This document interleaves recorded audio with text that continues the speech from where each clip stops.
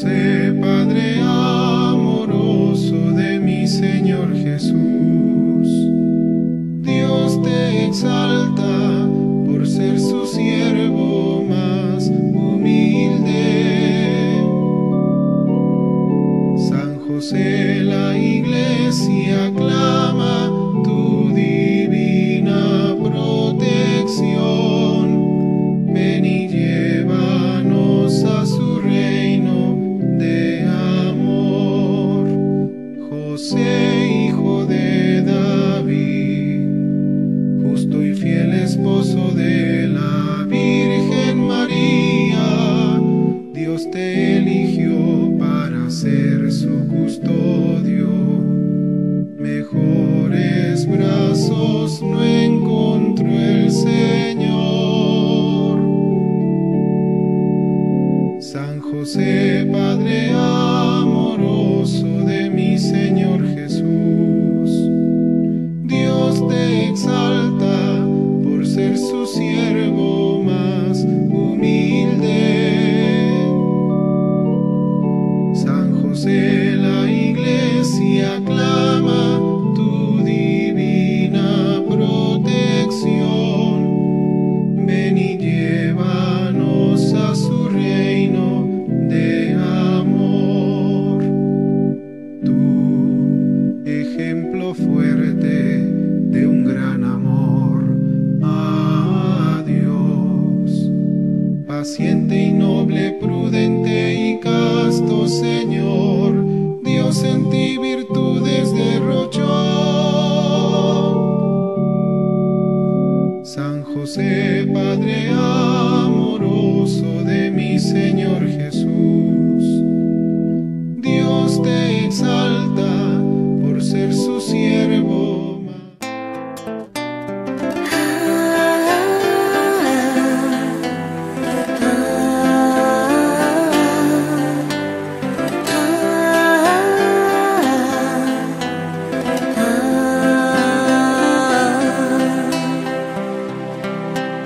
Fieles al Padre nos encontramos a discernir los tiempos de hoy, y en Jesucristo nos afianzamos con el Espíritu en la misión.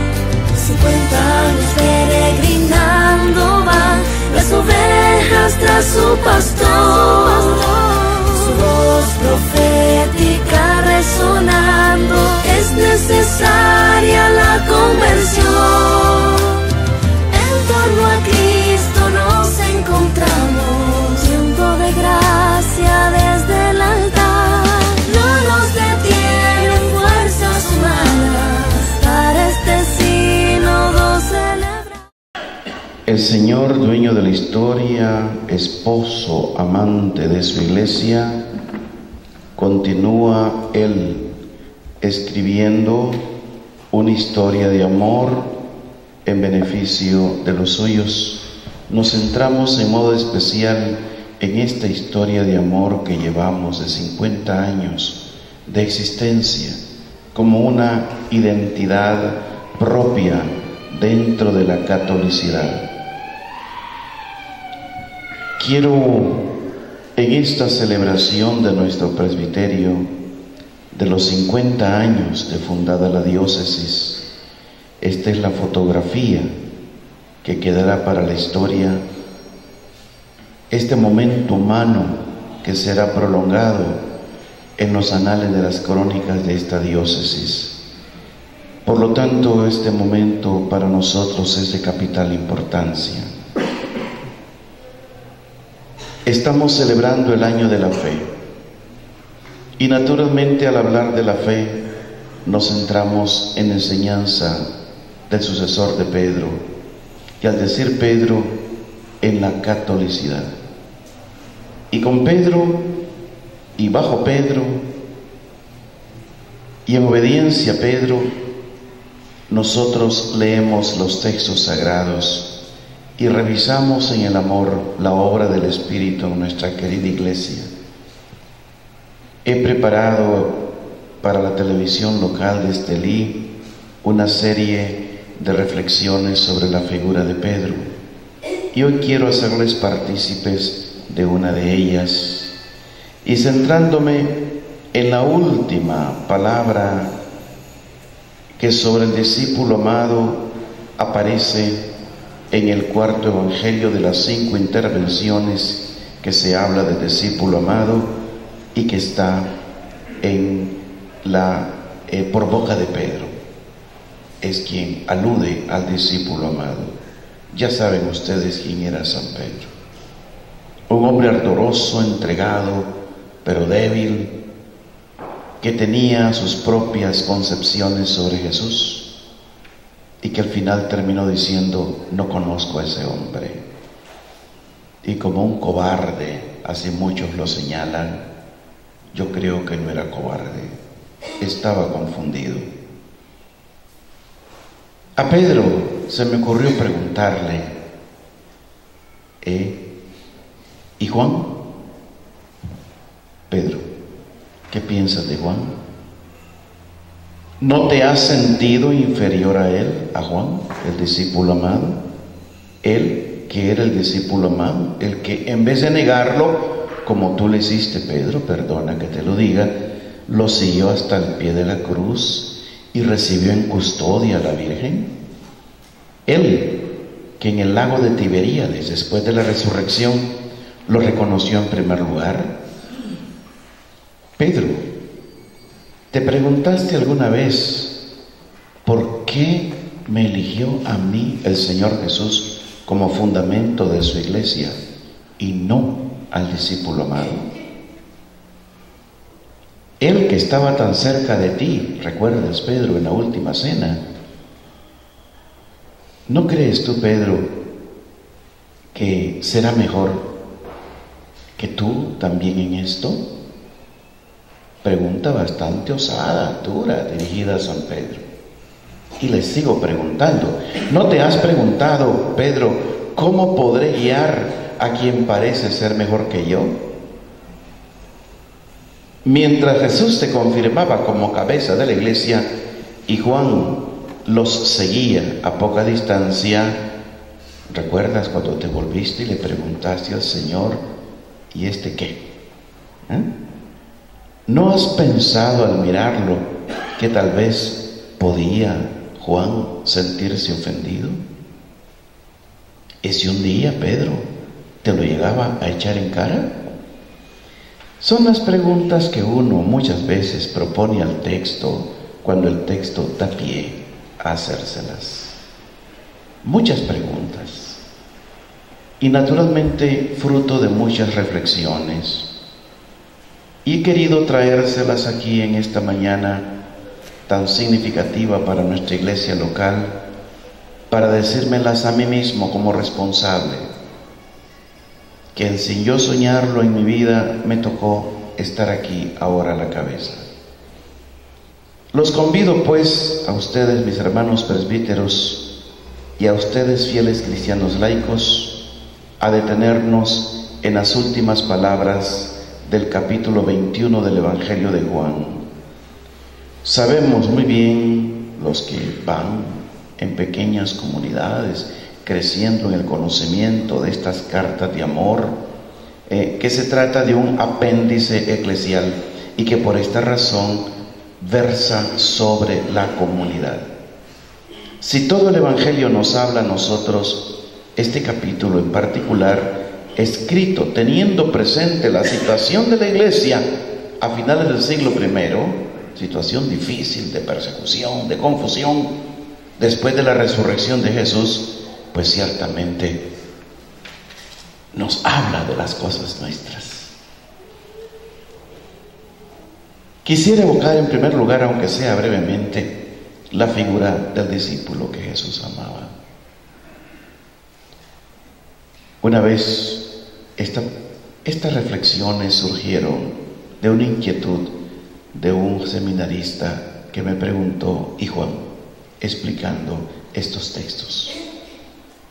Pero advertamos que si en otro tiempo era obvio que el discípulo que Jesús amaba era Juan, hoy los exégetas plantean muchas objeciones a este respecto. Bien, la identificación no es segura, pero no importa. En cualquier caso, Solo he citado, les decía, 5 veces en el cuarto evangelio, a partir de la última cena. Es mencionado en el capítulo 13, allí donde se quiere saber el nombre del traidor. Pedro se dirige al discípulo que Jesús amaba, sugiriéndole que sea él quien le pregunte al maestro el nombre que tanto miedo estaba produciendo a todos. ¿Recuerdan? Este capítulo 13, versos 21 al 26. Aparece de nuevo, y es el momento culminante, durante la pasión. Cuando lo vemos al pie de la cruz de Jesús, dice el texto, bellísimo texto: junto a la cruz de Jesús estaban su madre y la hermana de su madre, María, mujer de Cleofás, y María Magdalena. Jesús, viendo a su madre y junto a ella al discípulo a quien amaba, dice a su madre: mujer, ahí tienes a tu hijo. Luego dice al discípulo: ahí tienes a tu madre. Y desde aquella hora el discípulo la acogió en su casa.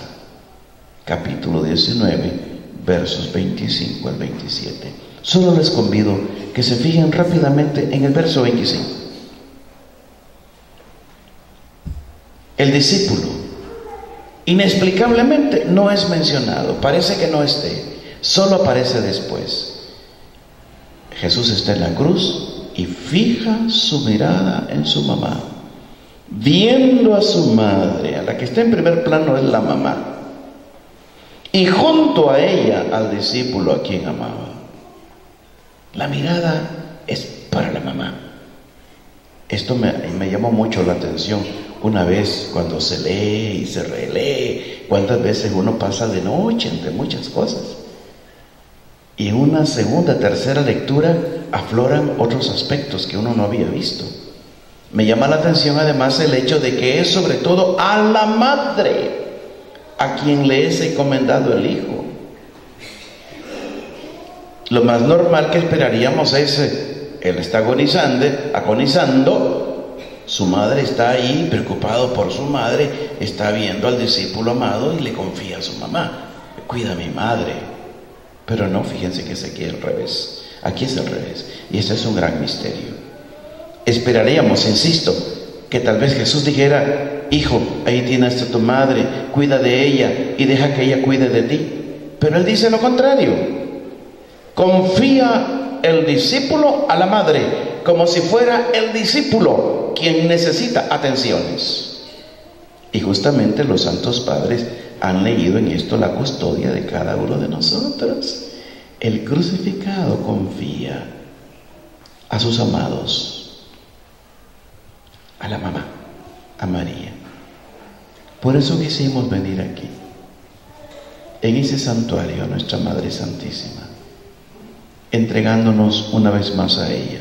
Pero sigamos adelante. Otra citación sobre dónde aparece el discípulo amado. De nuevo encontramos al discípulo en la tumba vacía. María Magdalena echa a correr y llega a Simón Pedro y al otro discípulo a quien Jesús quería, y le dice: se han llevado del sepulcro al Señor y no sabemos dónde le han puesto.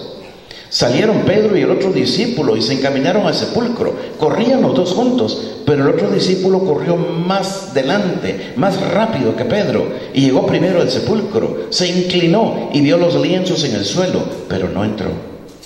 Llega también Simón Pedro siguiéndole, entra en el sepulcro y ve los lienzos en el suelo y el sudario que cubrió su cabeza, no junto a los lienzos, sino plegado en un lugar aparte. Entonces entró el otro discípulo, el que había llegado primero al sepulcro, vio y creyó, pues hasta entonces no habían comprendido que según la Escritura Jesús debía resucitar de entre los muertos. Eso está en el verso 20 del Evangelio de Juan, versos del 2 al 9. Noten, el discípulo corre, llega primero, no entra, por respeto a Pedro, entra después. Ve y cree. Él es verdaderamente un hombre dispuesto a creer. Y sin embargo, también él tendrá que recorrer un camino de profundización de las Escrituras para comprender plenamente la resurrección de Jesús. Dice Juan, el evangelista: no habían comprendido que según la Escritura, etcétera, etcétera. En el capítulo 21 no se menciona en la lista de los compañeros de Simón, que aparece en el versículo 2. Aparece, sin embargo, cuando al ver a Jesús desde la barca exclama y le dice a Pedro: es el Señor, es el Señor. ¿Recuerdan el pasaje? Verso 7. Finalmente lo encontramos en la parte dedicada a Él principalmente, y que ahora podemos leer brevemente para comprender su significado y su valor, ya sea en su dicción original, ya sea en lo concerniente a la iglesia. Pedro se vuelve y ve, siguiéndoles detrás, al discípulo a quien Jesús amaba, que además durante la cena se había recostado en su pecho y le había dicho: Señor, ¿quién es el que te va a entregar? Viéndole Pedro, dice a Jesús: Señor, ¿y este qué? Lo viene siguiendo. Pedrito como que está incómodo. Señor, ¿y este metiche qué? Jesús le respondió: si quiero que se quede hasta que yo venga, ¿qué te importa? Tú sígueme. Corrió pues entre los hermanos la voz de que este discípulo no moriría, pero Jesús no había dicho a Pedro: no morirá, sino: si quiero que se quede hasta que yo venga, ¿qué te importa? Este es el discípulo que da testimonio de estas cosas y que las ha escrito, y nosotros sabemos que su testimonio es verdadero. Capítulo 21, versos del 20 al 24. Son las palabras pues que les traigo como regalo en esta mañana, contemplando en primer lugar a Jesús, después al discípulo amado y naturalmente a nosotros, iglesia, tal como aparece en este relato. Una iglesia que se encuentra en camino sinodal, sin jodos, un camino que se recorre juntos. Rápidamente, algunos rasgos así, volandito, sobre Jesús. Nuestro amado esposo, como San Juan de la Cruz, este gran santito que hoy celebramos, inculca en sus poemas, a quien Juan Pablo II, el gran beato, lo nombró patrono de los poetas de literatura religiosa en la iglesia. En Jesús aparece ante todo la ternura y el cuidado primoroso por los suyos, sin excluir a nadie. Se preocupa por todos, tiene un proyecto para cada uno, nada escapa a su atención, nada. Aparece también en segundo lugar la libertad de Jesús de actuar con los suyos como quiere. Y de aquí su insistencia: si quiero que se quede hasta que yo venga, ¿qué te importa? Son unas palabras más bien duras, ¿verdad?, que recuerdan a las que dirige Jesús a María en las bodas de Caná. ¿Qué te importa? ¿Qué hay entre tú y yo, mujer? ¿Qué te importa? Cuando ella viene y le dice con toda confianza a su hijo: hoy no, no tienen vino. ¿Qué hay entre tú y yo, mujer? Le dirá el Señor. Parece bastante dura la respuesta. Pero no me meto en eso. Es un filón de pensamiento que es objeto de largas meditaciones. Como Jesús también a su mamá la educó a dar el salto de la maternidad biológica a la maternidad espiritual, que la vemos ya en Pentecostés. Pero dejamos eso, volvamos a nuestro objetivo. ¿Qué te importa? Palabras duras. Defiende, afirma con fuerza una vez más, y aún a costa de humillar a Pedro, su libertad en lo que respecta a sus ovejas. De hecho, a Pedro le había dicho: apacienta mis, no dice apacienta tus ovejas, mis ovejas. El dueño del rebaño es él. Un sacerdote es un simple servidor. Ustedes, hermanos, que se apuntan en las cruzadas de evangelización, que están en la plataforma estructural de esta parroquia,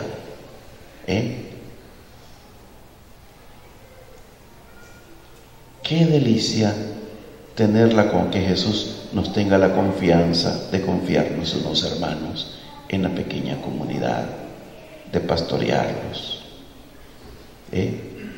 o en los niveles de servicio decimos nosotros que tengamos. Las ovejas siguen siendo de Jesús, no son mis indios y yo cacique que las mando y remando a donde quiera. No, señores. A veces a los sacerdotes nos volvemos un poco caciques, ¿verdad? Las ovejas siguen siendo de Jesús, que puede hacer de ellas lo que quiera. Y como todo pastor, ¿verdad? Ustedes mismos, ¿verdad? Que tienen sus gallinitas, sus vaquitas, sus peligüey. Y si hay necesidad, agarran un peligüey ahorita para Navidad, ¿verdad? O el chanchito. Ya están pensando a qué curro se van a comer. Y tienen derecho a comérselos, es suyo, ¿no? Pero este pastor es lo contrario. No es que la oveja debe dar la vida por su pastor, es lo contrario. El pastor da la vida por las ovejas. Extraño modo de pastorear. Por así decir, la oveja es hasta superior al pastor. Pero Jesús tiene la potestad de hacer con las ovejas lo que quiere. Por tanto, tiene libertad para trazar los caminos de sus discípulos, aún dejando a Pedro el cuidado general del rebaño. Los dos aspectos permanecen unidos y no es fácil. Estamos en camino sinodal. Permítanme detenerme un poquito más en esto. Como toda buena organización, la iglesia querría tener un organigrama perfecto. Y de hecho tenemos que tener unas órdenes de mando, unos niveles, ¿verdad? No todo puede estar metido el obispo, ni todo puede estar el párroco metido. Si nuestro hombre se vuelve loco. ¿Cómo atender a 10,000, 12,000, 15,000 personas, miembros de su comunidad, de su parroquia, uno por uno? Y aquí la importancia de buscar asociar a otros y que ayuden en el pastoreo. Tenemos que tener una buena organización, es verdad, pero no toda buena organización, por muy perfecta humanamente que sea, va a dar el resultado adecuado. El deseo de la autoridad es tenerlo todo en sus manos, controlarlo y programarlo todo. Pero el Señor es más grande, hijitos, es más grande. Se plantea aquí el tema de la relación institución-carisma.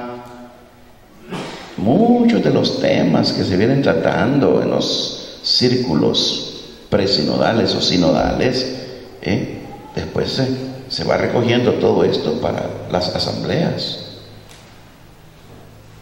Institución-carisma. Se desea un orden en la iglesia, una autoridad, pero es necesario saber que habrá muchas sorpresas. Muchísimas. Y tengo 22 años de ser vuestro obispo. Llame para acá, faltan pocos meses para cumplir 23. Yo he sufrido en carne propia durante estos años de servicio pastoral esta situación. Cuando a veces me he dado cuenta de haberme equivocado, dando un juicio demasiado precipitado y que después he debido corregir.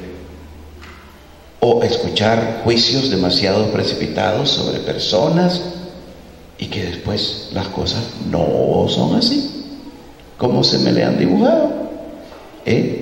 Sobre todo en lo concerniente a las personas, a los caminos personales.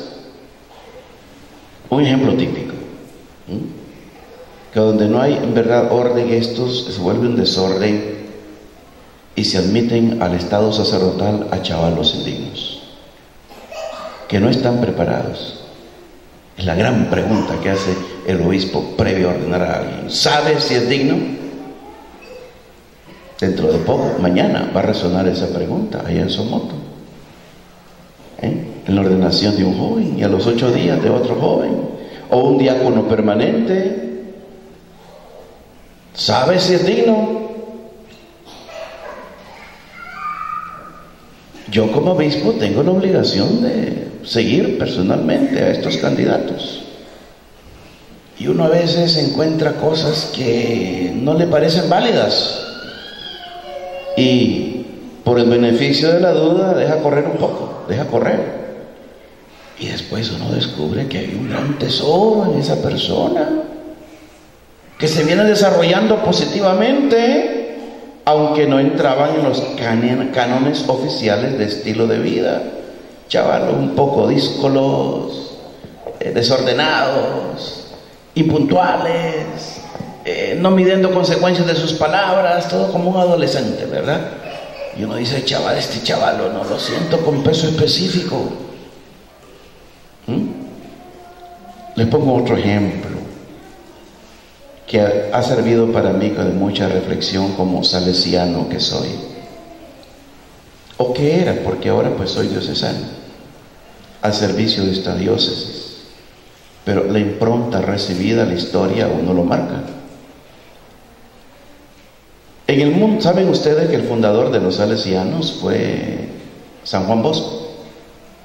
Y su obispo, su arzobispo, el arzobispo de Turín, Gastaldi, no confiaba en Juan Bosco, ni tampoco en los salesianos que él formaba. Él consideraba que esos muchachos que estaba presentando Juan Bosco, el padre Bosco, no tenían formación adecuada, de modo que no se los ordenaba, y tuvo que ir don Bosco al obispo de Novara para que se los consagrara, y esto puso para balazos a su propio obispo. Hay problemas en la iglesia de apreciación, como San Juan de la Cruz también, que hasta la cárcel fue a parar 9 meses encarcelado, y uno de los fundadores de los carmelitas descalzos, de la Reforma del Carmelo, un hombre de gran sapiencia y autoridad, por errores de apreciación y nimiedades humanas, fue condenado a la cárcel. 9 meses se voló y se escapó de ahí. Se escapó de la cárcel. Y más tarde, por defender justamente a Jerónimo, del padre Jerónimo Gracián, que fue superior mayor y expulsado de la orden por su sucesor, y al defenderlo se trajo las iras del nuevo capítulo y del vicario general, y lo marginaron al hombre. O sea, se dan estas cosas en la iglesia. Sin embargo, como ven ustedes, cuando se trata uno de ser fiel, el Señor bendice y crece enormemente la obra, y se logra la misión en la iglesia institucional. Esto quiere decir que el Señor tiene su libertad. Nosotros debemos hacer nuestros programas y también exigirlos, pero sabiendo que Jesús dispone de cada uno como quiere, aún dejando a sus encargados la responsabilidad de proveer al bien común. Es esta elasticidad la que Jesús confía a Pedro. Esta es tu tarea, pero no pretendas que todo deba responder a ti. Con toda justicia, hoy se exalta el espíritu diocesano, el programa pastoral diocesano, y por eso dije, soy diocesano, porque el momento que el Santo Padre me pidió salir de mi comunidad y venir a servir aquí a una diócesis, es insertarme en el mundo de esta diócesis. Y como obispo, el primer comprometido en este proceso de la pastoral es el obispo.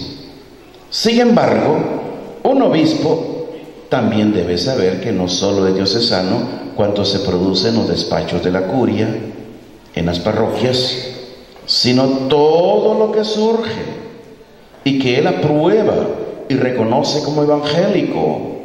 Y todo esto puede constituir una realidad muy, muy amplia. Por ejemplo, en nuestra diócesis y en toda América Central y parte de Sudamérica, una de las poquísimas experiencias propias nuestras es la vida monacal.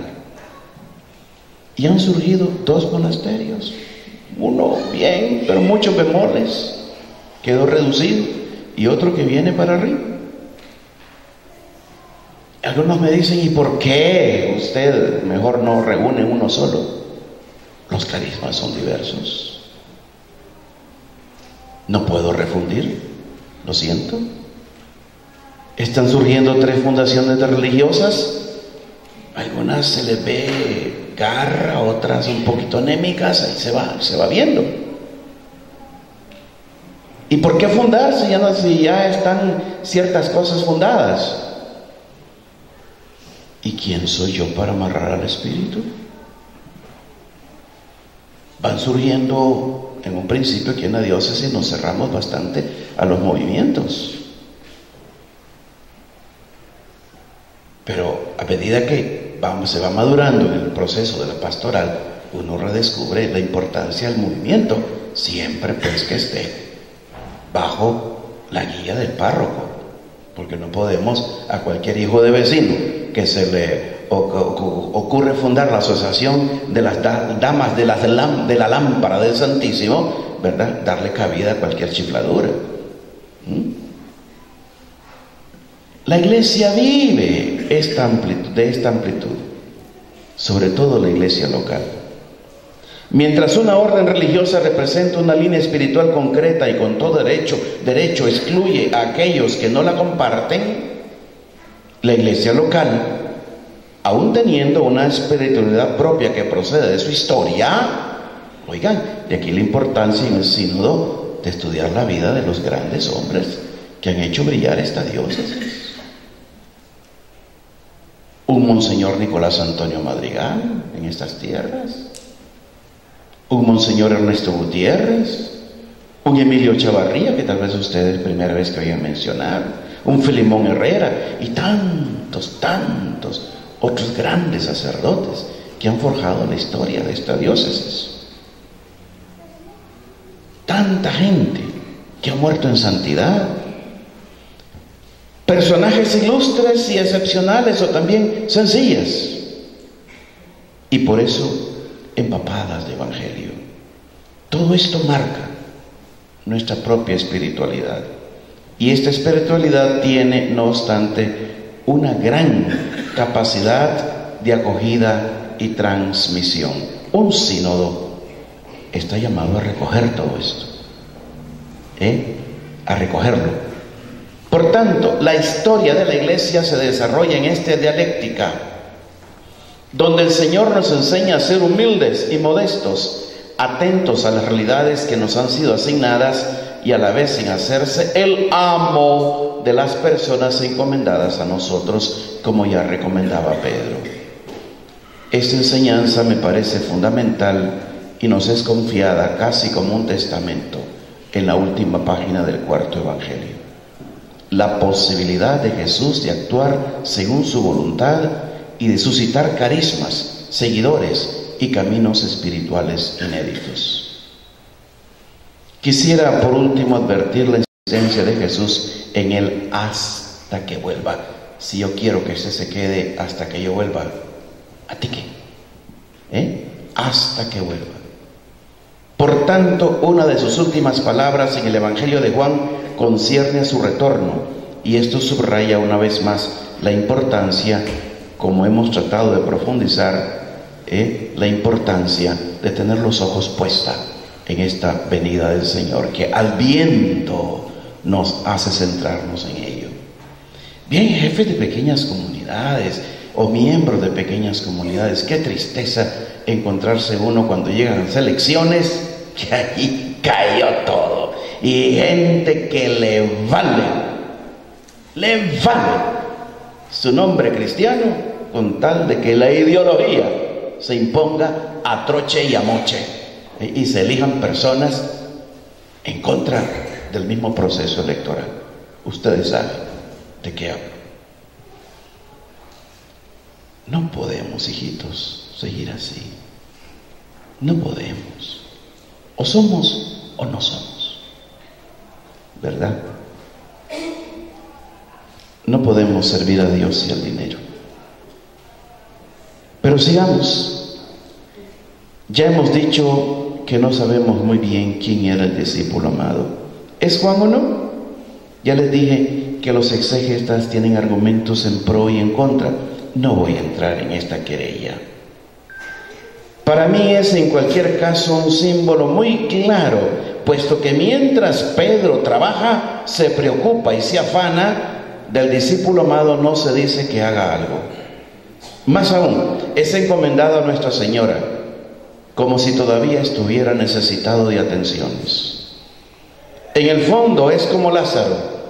No se nos dice nada de lo que hizo, solo sabemos que Jesús era su amigo. Las hermanas enviaron a decir a Jesús: Señor, aquel a quien tú quieres está enfermo. Y más adelante el mismo texto dice, los judíos decían: mirad cómo lo quería, cuando él empieza a llorar frente a la tumba de su amigo. También el discípulo predilecto tiene como único título nobiliario para entrar plenamente en las Escrituras el amor de Jesús por él. Esta es su grandeza. En él se siente representado cada uno de nosotros. Nosotros somos lo que somos, en efecto, porque Jesús nos ama. Este es nuestro mayor título nobiliario, nuestra seguridad, nuestra roca, nuestra fuerza. Todo lo demás resultan ser programas que pueden ser desmentidos por las circunstancias. Nos preguntamos, ¿cómo es que el Señor amaba particularmente a este discípulo? ¿Por qué motivo? ¿Qué había detrás? La actitud de Jesús permanece misteriosa y debemos mostrarle confianza.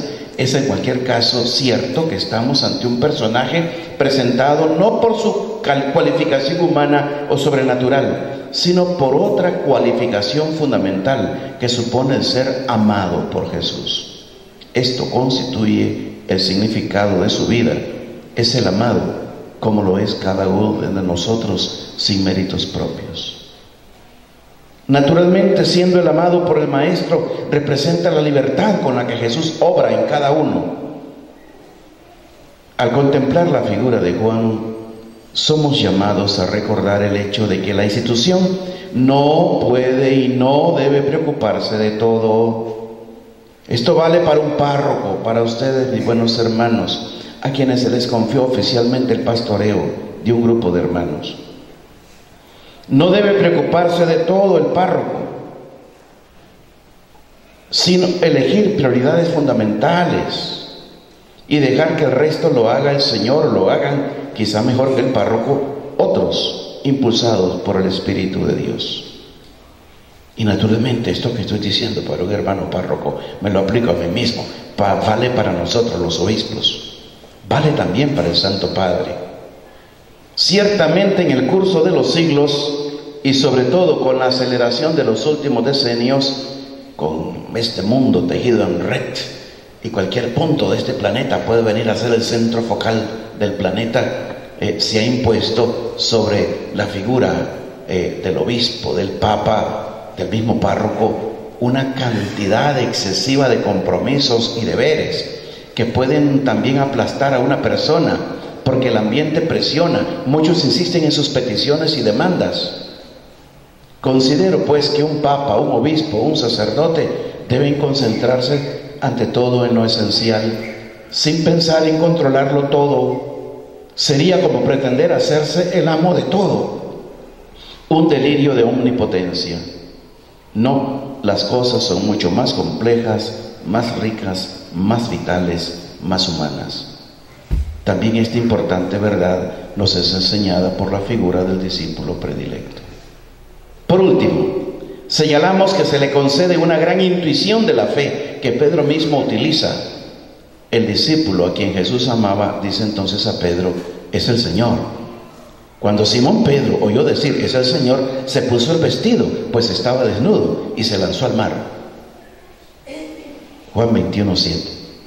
La intuición de la fe no se da necesariamente al pastor responsable del conjunto, sino que se le puede dar también a otro, y hay que tenerla presente, señores, hermanos, en el pastoreo, que llevan este dulce peso de sus hermanos sobre sus hombros. Naturalmente es necesario saber si se trata de una auténtica inspiración. Les decía ya anteriormente, los espíritus deben ser examinados, pero sigue siendo verdad que le es concedida al discípulo amado y no a Pedro. Bien, digamos ahora, para concluir, algo de la iglesia, como aparece en el pasaje final y también en el conjunto del capítulo 21 del Evangelio de Juan. Ya al comienzo la iglesia aparece como una obra de colaboración. Oigan, hijitos, la belleza de ser iglesia. El sacerdocio no es para mí, Juan Abelardo, para mí, tan fulano de tal. No. Es para la iglesia, es de la iglesia. Los textos sagrados nunca hablan de forma individual, hablan de una comunidad, hablando de sacerdocio, de una comunidad sacerdotal, hierateuma. El error, ¿verdad?, que cometemos los presbíteros: mi pastoral, mi misa, mis feligreses. De acuerdo, si estoy representando mi pertenencia a esta gente, mi servicio a ellos, pero no es nuestro, es del Señor. Es del Señor. La iglesia aparece como obra de colaboración. Pedro dice, por ejemplo, en capítulo 21, vamos a pescar. Los demás van con él, suben a la barca, trabajan juntos. Es la imagen de la iglesia en la que trabajamos cada uno según su propia tarea, como los distintos miembros de un mismo cuerpo, tratando cada uno de hacer humildemente su parte. Así la iglesia va adelante, camina a lo largo de los siglos, teniendo todos el profundo deseo del bien del conjunto y no de nuestra obra, de nuestra actividad, de nuestra pequeña parcela. Como comentaba con uno de mis vicarios, la importancia de que los párrocos tengamos, decía él, esta conciencia de diócesis. Y no solamente de mi pequeño grupito que se me ha confiado en la diócesis. Por ejemplo, la formación diocesana, las actividades diocesanas. No puedo yo, me vale, engaveto todo y corren las cosas. A quien se le confía administración en una parroquia está obligado.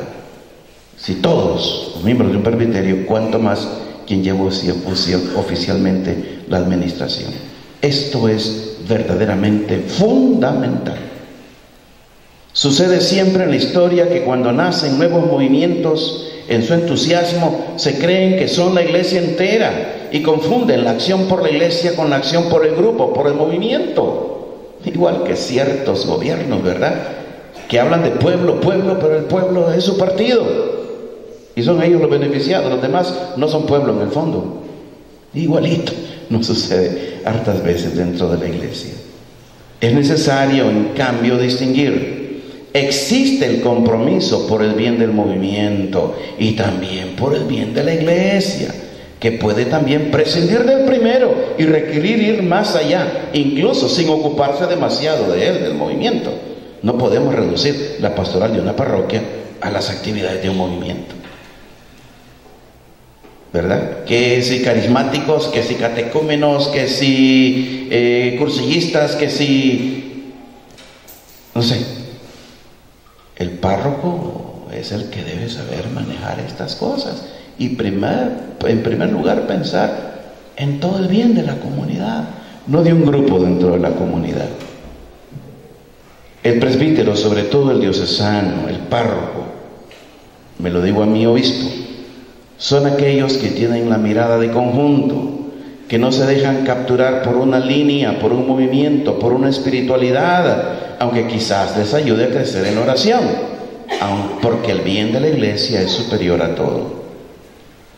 Esto es absolutamente esencial para que ésta pueda progresar siempre en su comunión, poniendo en el centro el bien común, que es el mismo Cristo, el Cristo siempre mayor, que crece en la historia con el crecimiento de la iglesia. Una segunda observación, quizás un tanto trivial, aunque no inútil. De este capítulo 21 de Juan extraigo también la facilidad con que en la iglesia se crean voces y litigios. Ay, ay, ay. Qué daño hacen, qué daño hacen. A mí qué me van y qué me viene los chismes tejidos en torno a sacerdotes que ya el Señor juzgó. ¿Ah?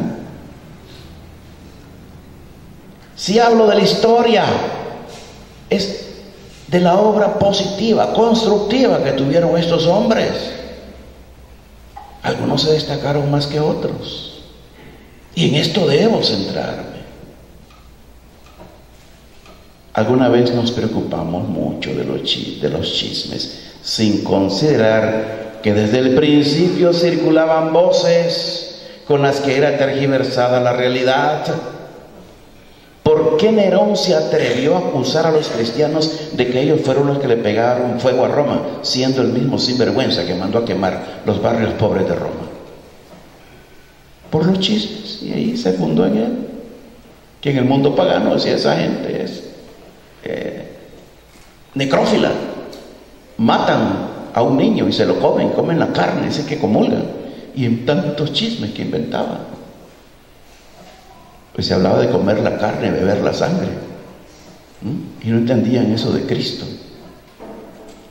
Desde el comienzo de la iglesia se muestra todo esto, la iglesia envuelta en los chismes de fuera, como en los chismes de dentro, un tanto chismosa e imprecisa.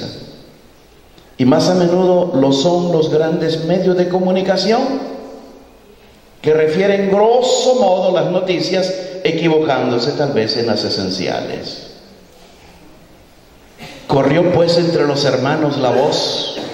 Quizás las voces se difunden subsecreto, pero corren. No se lo digas a nadie, pero mira, esto es solo para ti. Aquella va con su amiga, no se lo digas a nadie, esto es solo para ti. Y va, corre, que te corre. ¿Ah? En torno a Juan, de que este discípulo no moriría, pero Jesús no había dicho a Pedro, no morirá, sino, si quiero que se quede hasta que yo venga, ¿qué te importa? La frase es un poco sibilina, difícil de contar, por lo que la opinión pública elige la interpretación más fácil. Y entonces, con paciencia, es necesario puntualizar. Aquí se hace la primera puntualización de prensa en la iglesia, a la que seguirán muchas otras. Es una exhortación para nosotros a no alarmarnos de inmediato cuando leemos los periódicos o escuchamos la televisión.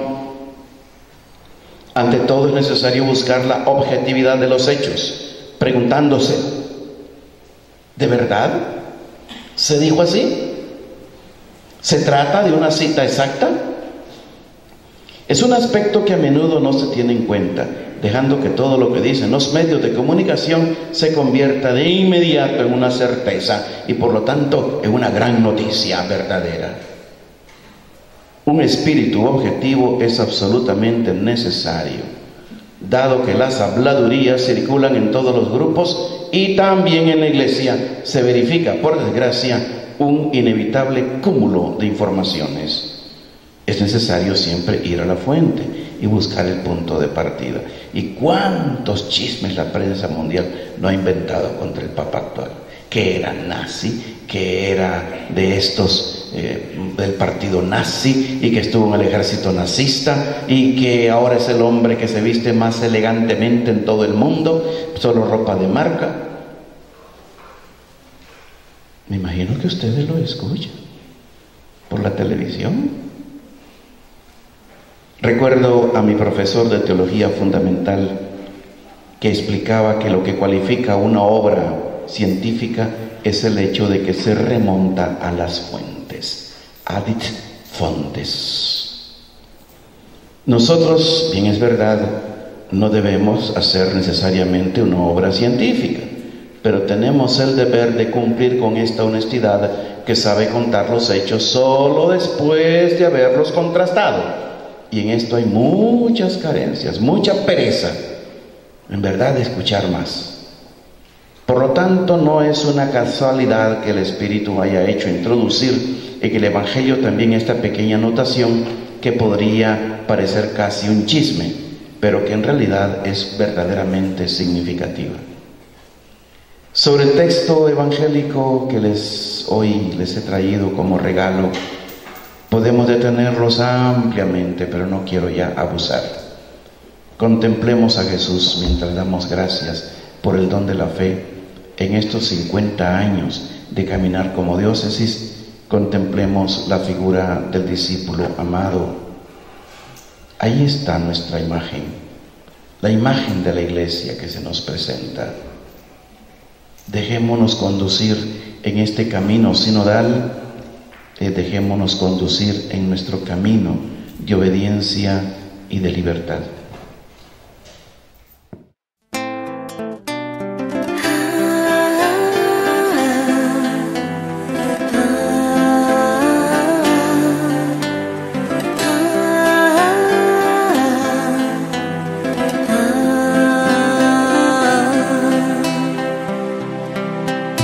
Fieles al Padre nos encontramos a discernir los tiempos de hoy, y en Jesucristo nos afianzamos con el Espíritu en la misión. 50 años peregrinando van las ovejas tras su pastor, su voz profética resonando, es necesaria la conversión en torno a Cristo.